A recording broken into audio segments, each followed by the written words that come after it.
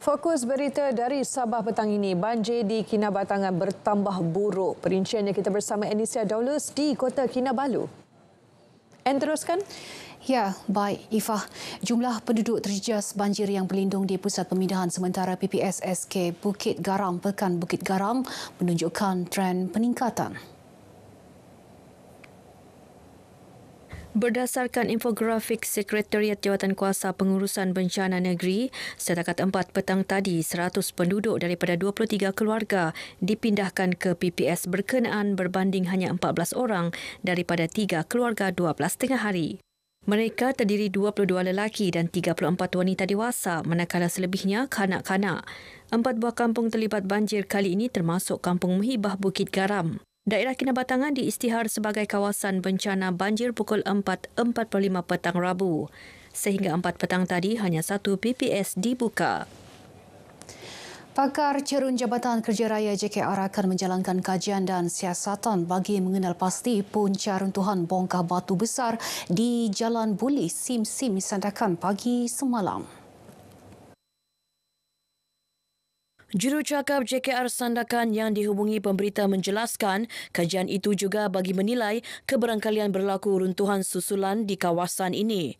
Sementara itu, laluan Sim menuju ke Grandview, Sungai Anip, Borneo Cove, Kampung Forest yang terlibat runtuhan masih ditutup kepada pengguna. Syarikat konsesi yang dilantik oleh JKR masih menjalankan kerja-kerja pembersihan yang dilaksana sejak semalam.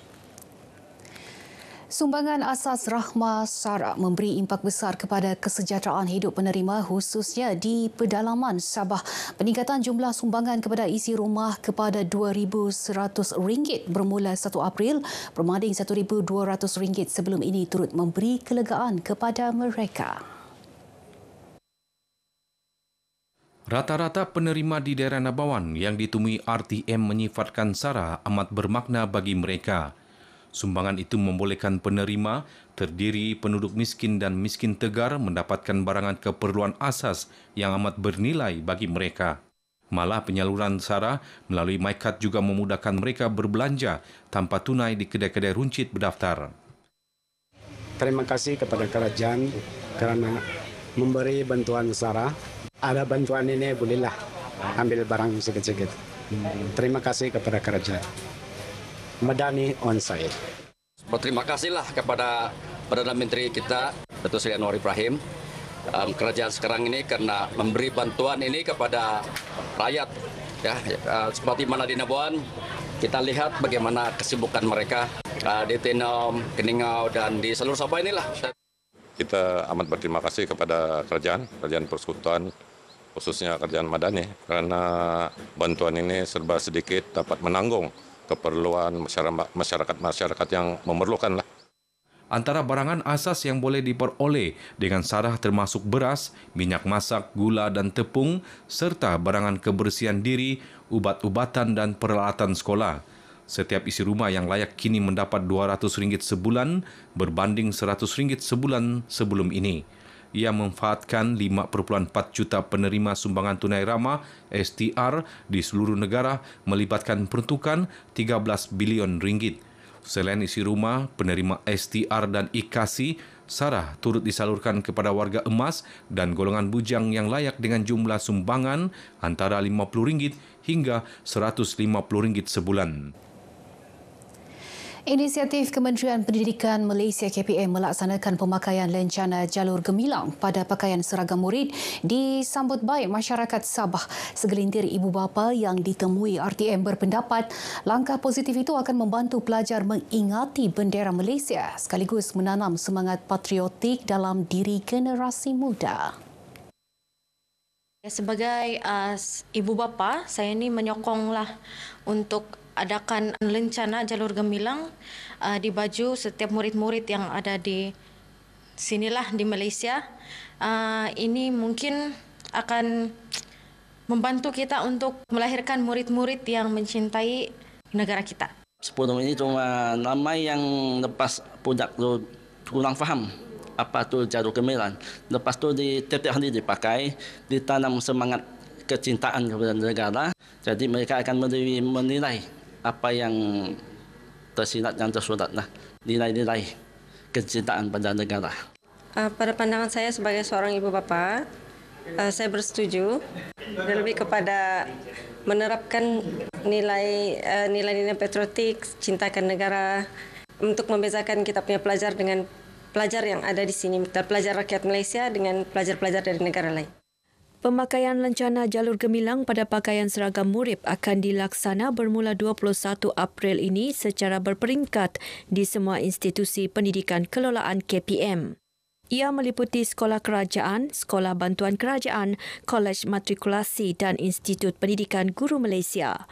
Sebagai sokongan kepada inisiatif ini, setiap murid akan dibekalkan 2 unit lencana jalur gemilang secara percuma untuk sesi persekolahan 2025-2026.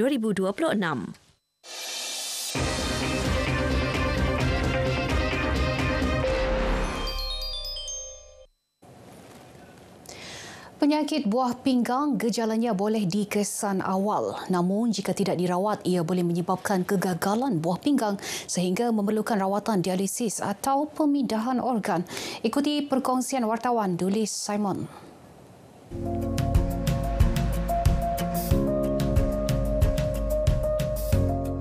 Kebanyakan pesakit buah pinggang tidak menyedari gejala awal. Selain faktor genetik, penyakit buah pinggang juga berpunca daripada kegagalan pesakit mengamalkan gaya hidup sihat. Penyumbang utama adalah kencing manis, nombor 1 lah, dan diikuti dengan darah tinggi, hypertension. And other factor yang can contribute as well is penggunaan ubat-ubat yang tidak dibenarkan ataupun suplemen-suplemen yang boleh menyebabkan kegagalan buah pinggang. Sepanjang 4 tahun lepas, Hospital Keningau telah merawat antara 12,000 hingga 18,000 pesakit buah pinggang.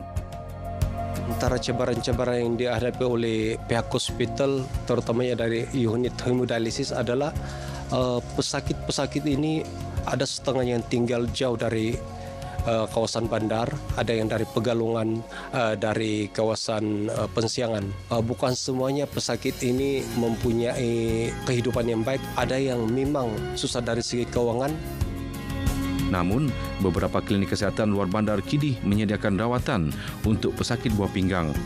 Ia termasuk klinik kesihatan Nabawan yang dilengkapi peralatan rawatan penyakit buah pinggang sejak 2019. Kemudahan ini memberi kelegaan kepada pesakit yang memerlukan. Saya mengidap penyakit ini sejak 2019 dan tanda-tanda yang saya alami adalah kerap buang air kencing malam, susah tidur, kencing berbuih, kaki bengkak, yaitu dokter mengatakan edema lah, dan sentiasa merasa penat, letih lah, lepas itu sesak napas. Saya disarankan oleh dokter supaya buat cuci darah lah, hemodialisis seumur hidup. Jadi 3 kali dalam seminggu. Memang tidak ada lagi penyelesaian lain selain daripada cuci darah saja.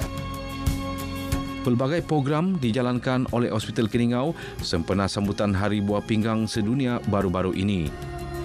Tahap kesedaran di kalangan penduduk daerah Keningau semakin bagus sebab setiap kali mereka datang ke klinik kita akan dedahkan tentang kepentingan kesihatan buah pinggang. We also encourage people to look after their kidney in terms of they need to be more selective regarding the choice of medications. Dengan tema, adakah buah pinggang anda okey? Kesan awal, lindungi kesihatan buah pinggang, orang ramai diajak lebih prihatin terhadap kesihatan buah pinggang masing-masing. Setiap titisan air yang anda minum adalah hadiah buat buah pinggang anda. Hargai dan lindungilah ya. Dulis Simon, Berita RTM.